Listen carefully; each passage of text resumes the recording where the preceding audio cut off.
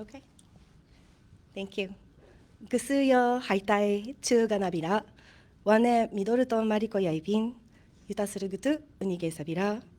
Hello, everyone. Thank you for having us here. We are joining as guests on this land, Lenape land, and we are grateful for the welcome that you all have given us. And we are grateful to be here with the folks that are in person as well as online. My name is Mariko Middleton. I'm a second-generation mixed Okinawan American, and I'll be helping to moderate our panel today with our guests from Ryukyu and Okinawa, and represented by the delegation of ACSILs.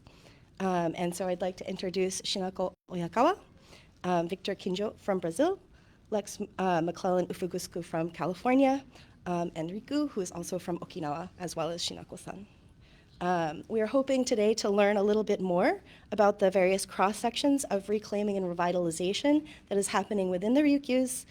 And we are having a small panel on Saturday at the People's Forum, and we are hoping to talk a little bit about those particular areas of interest that each of these people are representing. And we're hoping this will give you advanced context and that you will join us on Saturday. And before we begin, I'd like to start with a small prayer. This will be evoking our gods, our goddesses, the spirits of the land, and the ancestors to join us on this meaningful day.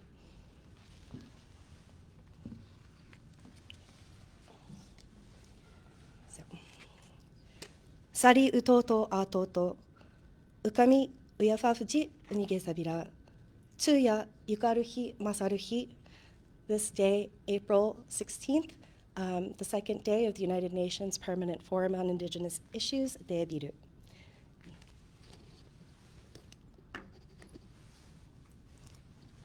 Nishi no ukami ganashi. Finu kami ganashi.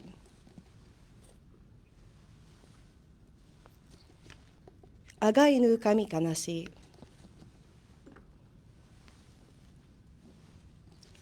Irinu kami ganashi. Nu menso charuktu shiguadifu debiru ukami ganashi. Uveafafuji ganashi. Mimanti utabi misori sari utoto atoto.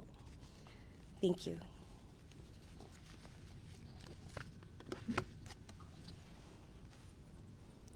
Okay, thank you everyone for joining us for that prayer. And so I'm going to go ahead and start with asking our panelists to introduce themselves. I will start with Shinako-san. So Shinako, could you tell us a little bit about yourself, the work that you do, and what you're hoping to speak about on the Saturday event? はいさい。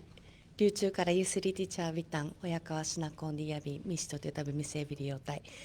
I'm from Okinawa Island.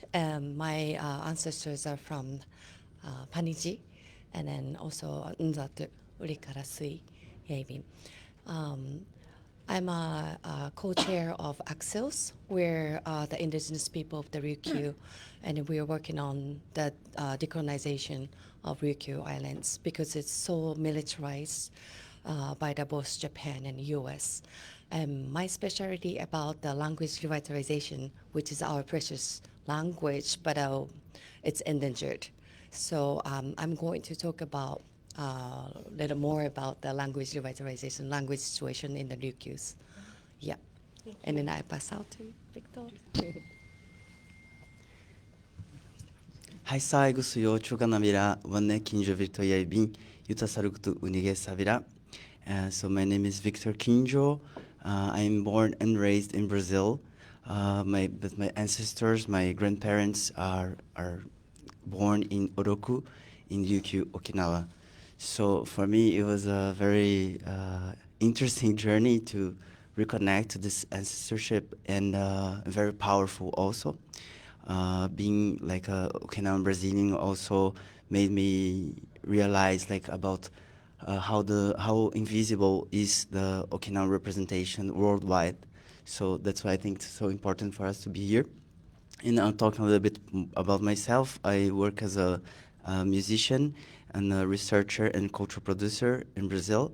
So recently I was here in New York as a visiting scholar at NYU Tisch School of Arts. and now I'm the postdoc on the University of São Paulo Institute of Advanced Studies, working on culture and river regeneration in Brazil and everywhere. So thank you for having us today. Haitai gusuyo chu ganabira wanne McClellan ufugusku lex yaibin wata uyafa fuje tukazan kotinda karaja bitan yutasargutu nige sabira. Hi, my name is Lex McClellan Ufugusku. I'm mixed race Uchinanchu as well. My family currently lives in Tukazan village, and I also have roots in Cochinda village. What I'm going to be talking about Saturday is pretty tied to my identity. I think you may have heard that we have a lot of U.S. military bases on our island. A lot of us are mixed race as a result of relationships between Uchinanchu, often women, and U.S. service persons. So I'm going to be looking into talking about the history. Why are there so many U.S. bases in Okinawa in particular? We have 32. That's crazy. Like, our island is only 70 miles long. To have that many bases is actually insane. Many people don't know that we were a U.S. military colony from 1945 until 1972. And during that time period, the U.S. fostered policies of outmigration from our islands, which is why we have such a large diaspora population as well. About a third of our people, I think, live in North and South America alone, and that doesn't even account for the diaspora populations we have on all 7 continents. And so I'm going to be looking into the history a little bit, explaining the multiple levels of our ambiguity.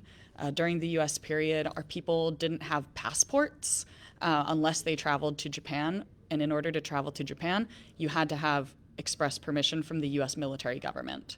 And so creating a stateless people for 27 years is not an easy task. So I'm going to look into the historical documents, explain a little bit how that happens.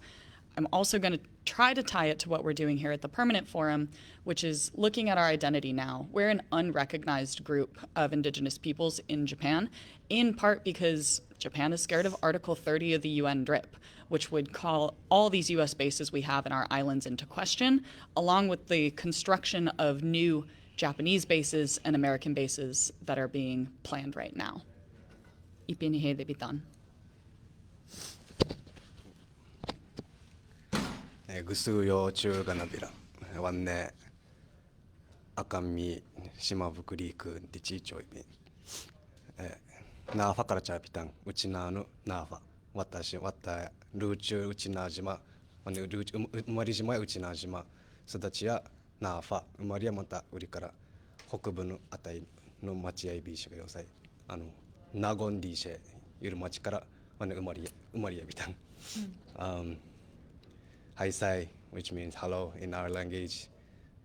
My name is Ryukyu Shimabuku Akami, born and raised on the island of Uchina from the Naha capital city. And I'm a farmer. And yeah, like that's it actually. Yeah, I'm a farmer. Yeah. Thank you so much to all of you for being here. Hopefully you all out there are getting a sense of how diverse our people are and how many different geographic locations we occupy or are in the intersection of. And hopefully we aim to talk about this on our event on Saturday and tie it into all of the things that folks have shared a little bit about. So I'd love to actually start and then go down if we can expand a little bit more about what what the work is that you're doing. I'd love to hear from Shinako a little bit more about ACSILs, how many years you've been coming to the United Nations. So maybe we can start there.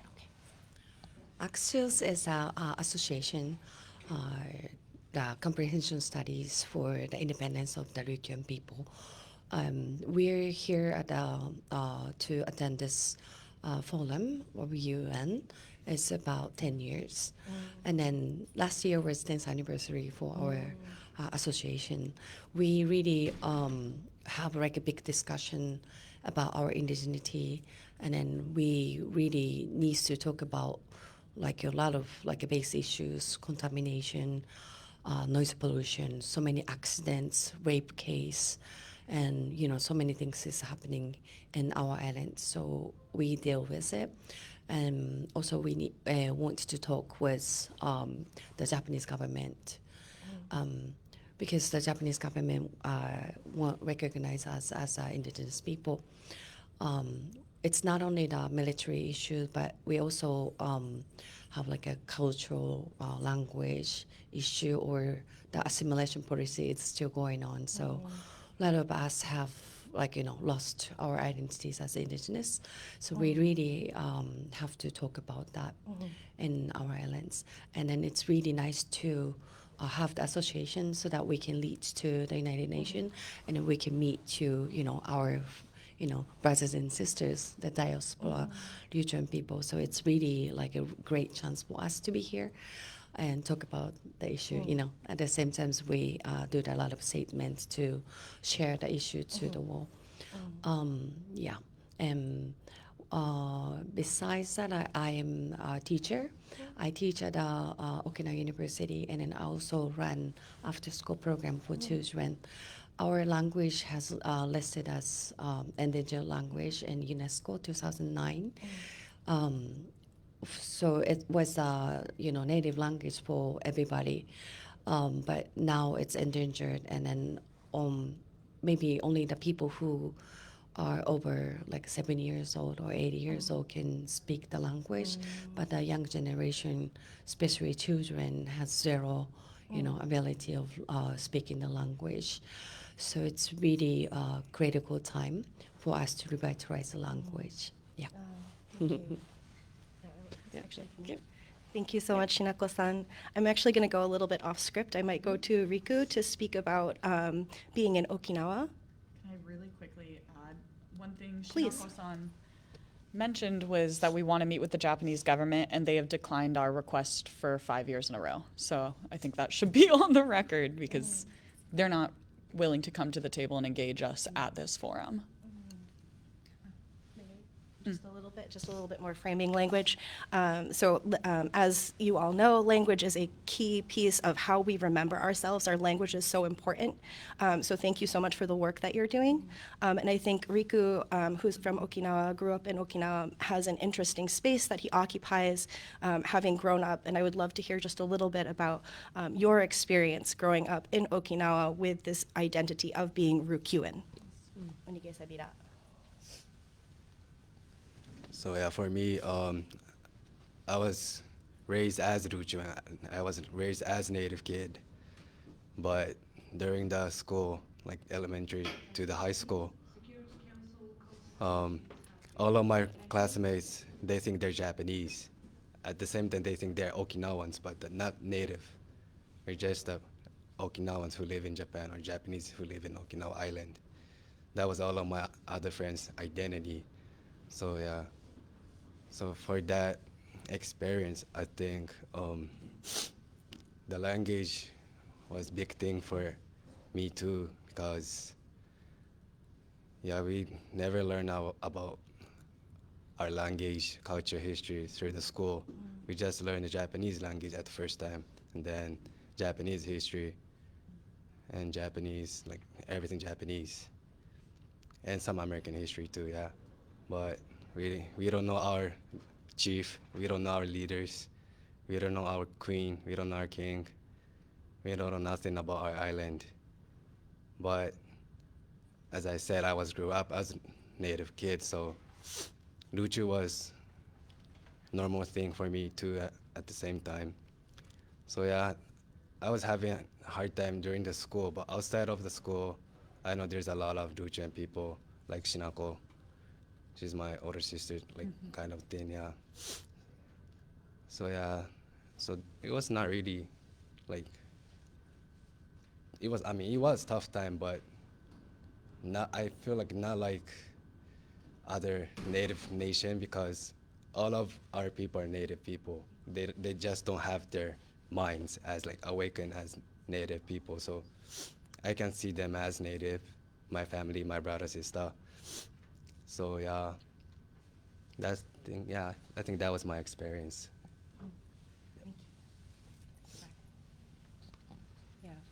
Thank you so much. And thank you for working with the land, too. I think that's another important piece of how we engage as Indigenous people. So thank you for continuing that, continuing to work with the land in that way. I'd love to pass it over to Victor Quinjo next to speak a little bit about what you do in Brazil, the music, and the particular areas of focus that you are working on currently. Again, I think it's a very interesting intersection or representation of indigeneity outside of Okinawa, but still very tied to the activism, the independence, the revitalization. It's critical work. And speaking of language, it's just a different way of engaging people and speaking through a different language. So I'd love to hear a little bit more about that. Thank you. Yeah, so Brazil hosts the biggest Japanese and Ryukyuan community outside Asia, or outside Japan and Ryukyu. But like I was saying, like the representation, like our culture, Brazilian culture, South American culture is also very Eurocentric. So we hardly study anything else. So we don't know a lot about Asian history, African history, and it is very affects our identity because like as a Okinawan Brazilian also like we face also the racial issue like before thinking about being Ryukyuan we face like this dimension which is I think also happens in America. But so for me, like I grew up in a Okinawan community in Brazil, and I started to sing in this community. And then I think in the teenaging, I was becoming Brazilian, more and more Brazilian. And just in the PhD that I started to study more about our history, so I also had the chance to go to Okinawa for the first time as a fellow, and it was like changed my mind and my identity very strongly, because like the representation of Asia in general in Brazil is very poor. So when I arrived in Okinawa and I could feel that I was from that island, so this changed a lot. So my PhD was about songs because as in every indigenous culture, like songs and singing is so important, right? So my grandparents were fluent in Uchinaguchi, our language, but the other generations didn't. Somehow they understand, but they didn't teach us the language, so we don't speak, but we sing in our language. And I think Ryukyuan music culture is so rich and powerful, and maybe we'll sing it forever. So I think it's a very important archive and makes our music and our language alive yet. And so now after I discovered this identity during a PhD in social science, so I also moved to the forest, Atlantic forest. So now it's 8 years that we live there, and we are reforesting like this farm. So we planted already 2,000 trees, and also I started to work with the rivers. Like in São Paulo, we have a very, very polluted river, which is 1,000 kilometers. It's my hometown, São Paulo. So living in the jungle, and now when I come to São Paulo, being an indigenous, I started to feel really, really, really bad about that. So in the postdoc, we were working on how can we regenerate the river through public policies and cultural mobilization, advocacy. And so this is our current project. Like in this farm, we have a cultural producer, and we are working in different projects involving also immersive technology and music and festivals to engage community, our intercultural communities around the river, the Chiete River, which is also like a Guarani, like a Brazilian indigenous territory, right? And yeah, so like the water is guiding us in this moment. Thank you so much, Victor Beni Hedebiru. It's really powerful the work that you're doing with the water. And I know PFOS, we mentioned PFOS and PFAS is the forever chemicals that are currently polluting our islands. in the Ryukyus as a product of the U.S. military bases. And actually, I might pass this over to Lex to speak a little bit about that. She was able to deliver a statement last year, which was incredible. So maybe you can start with that and speak a little bit more about what you aim to speak about on Saturday. Yeah. お願いします。逃げさびら。Yeah, so where to start with PFAS? There's a lot of entry places. So PFAS stands for per and polyfluoroalkyl substances, which are often known as forever chemicals. So these are chemicals that come in the form of primarily flame retardants that do not break down over time. They are known to cause bodily harm, premature birth in children. They cause specific types of cancer. And in Okinawa in particular, 450,000 people's water supplies are currently polluted with PFAS.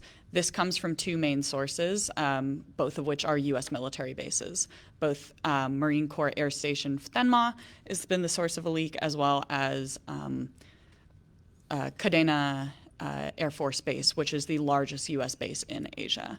These PFAS levels have only started to be looked at in the last 10 years, but they probably and have been proven to have been in the water supply, the groundwater, the river water in Okinawa since at least the 1970s. Blood samples were taken by Kyoto University in, I believe, 1973 or 1974. And they were taken by Ryukyuans for a different reason, but in the last few years, they've retested them for PFAS level and found that they were far, far higher than anywhere in Japan at that time. And it's directly related to the U.S. bases. In terms of contemporary problems tying PFAS not only to American militarism, but also Japanese ongoing colonialism, is that the data for PFAS is actually obscured by the Japanese government. It's considered a national security problem, and so Okinawans themselves do not have access to how much PFAS is actually in the water. And so citizen scientists are primarily who have been collecting their own water supplies in water bottles and their own testing kits because the government is not being transparent about it. That being said, I'm a historian, I'm not a scientist. And so getting back to Saturday, one of the reasons that I want to dive into the U.S. military period is that's where my family, or that is where I'm most comfortable from. It's where the community that I grew up in. I'm originally from South Bay, San Diego, so if you're not familiar with the area, it's the region south of Naval Base San Diego and north of the U.S.-Mexico border. And so where I grew up, originally I was born near Camp Pendleton, which is the largest Marine Corps base in the U.S. And because there are so many Marine Corps bases in Okinawa, the area around Camp Pendleton in San Diego also has quite a number of Ryukyuan people who live near Camp Pendleton. And so I consider myself really, really fortunate that one of the things that's not often talked about when you live near a U.S. military base is that near U.S. military bases, you also get a lot of mixed kids. And so I didn't have a complex about being mixed growing up, which I don't think a lot of people who are mixed race in the U.S. can say. I feel very fortunate about that. I also knew my family was from Okinawa growing up, which I consider to be a blessing now because we're a minority within a minority within a minority within Asian America. And so I consider that a great privilege, that my identity being raised as Uchinanshu American was very much, I had a lot of comfort in explaining and identifying myself as a mixed race person whose family was from Okinawa. That came comfortably until I went to college, and no one knew what Okinawa was. And that was incredibly frustrating to me because I would get these questions. It's like, I would go to the Japanese grocery store and my people in my dorms would be like, oh, so you go to the Japanese grocery store, why? I was like, oh, they have all our ingredients. They're like, oh, but you're not Japanese. No, we're Okinawan. But you speak Japanese, yes, but you're not Japanese. No, we're Okinawan. So like, it's difficult to identify as, it's tiring. Yeah, as a thank you, press briefing. It's tiring to identify as a people that the vast majority of the world has no idea where you're from. Like, it's very, very exhausting. I went into history in part because as a mixed race Uchinanchu woman, it is the best way for me to feel comfort in myself. If you look at the history of the Ryukyu Islands, you understand why our people were forced to learn Japanese. If you look at the history of the Ryukyu Islands, you know why so many US military bases exist in the Ryukyus. If you look at the history of the Ryukyu Islands, you understand why so many of us don't live in the Ryukyu Islands anymore. It is through history that I regained that sense of comfort in knowing how to identify myself and having the tools and the explanations to identify myself in the way that I grew up identifying. I wish I could say that was the case for my cousins who live back in Okinawa. In college, I took one class on minorities in Japan, and I had more formal education in Okinawan history or Ryukyuan history than my cousins who grew up in the Japanese education system, living on our islands. That is supremely messed up. And so what I'm going to be talking about on Saturday, bringing it back around, is I hope to give other Ryukyuans, not just in the diaspora, but also living back in Ryukyu, the tools and the history and the resources to be able to explain yourself in this way if you want to as well. Because our identities are so nuanced and have been obscured for so long that I want to give that back. And I think I figured out a way, so I want to share that. Thank you. Benny, David, thank you so much for that important space. Yeah, history is how we remember ourselves, and the access that we have to our histories really matters. This is an area that I'm particularly interested in as well, is, what space diaspora, people outside of the Okinawa Islands, the Ryukyu Islands, how we are a reflection of what is happening in the Ryukyus and how we can stand together and help each other through our different intersectional identity spaces. I also forgot to mention that I will also be speaking, sorry, at the side event. I forgot, so I'm just going to take a quick moment to say, as part of the revitalization work, there is a practice called hajichi, which is a hand tattoo, traditional hand tattoo worn by women. This was banned by Japan. They banned our language. They banned a lot of aspects of our culture. So in a century, we have not seen these tattoos. In the last 3 years or so, we have seen a movement among younger generation. Again, this is a women's practice, traditionally a women's practice, and there have been some men that have received hajichi as well, but that has become revitalized. And we have about 6 or 7 different hajicha or hajichi practitioners, tattooists that are now taking the mantle of putting these amazing symbols of power onto us in a gesture of reclamation. And like Lex was saying, is this makes us feel more like ourselves. And it's also very interesting to see who is getting the hajichi. We are seeing this more in diaspora because in Japan there are still stigmas because that is the space where it has been colonized, and it is very difficult to receive these markings because it is so stigmatized. And so anyhow, I will be speaking alongside Ko Lewis, who is another mixed race Okinawan American, who is also a hajicha, who has been collecting a lot of these materials on the history of hajichi, and hopefully we'll share that with you on that day. So thank you. I will ask our panelists if there is any closing remarks. I know we talked about a lot in a little bit of time, but if there are any items that you'd like to air or ask each other, now would be the time. No, I just wanted to share that how important this event was also for us, because is the space where we can meet other indigenous peoples in the world and be recognized as indigenous very easily, because they are facing so many problems, similar problems. So I really would like to thank also Cultural Survival for this work and for this space for us to share with a little bit more time, né? And meet our brothers and sisters here in this very important event. Thank you. That was beautifully said. I have no further things to add. Thank you all for hosting us. And yes, we hope you will join us on Saturday. The event is held at the People's Forum. It's from 1 to 3 in person as well as online. We'll hope you will join us. It's a free event. And you will hear from all of us as well as a performance from Victor. So you'll be able to see and hear his song. And Riku as well. Traditional and contemporary. Yeah, perfect, yes. Yeah, and we also hope to share a screening on PFOS, the water issue that we were speaking about earlier. Yes, so please join us. Ippe Nihe Devitan, thank you so very much for joining us.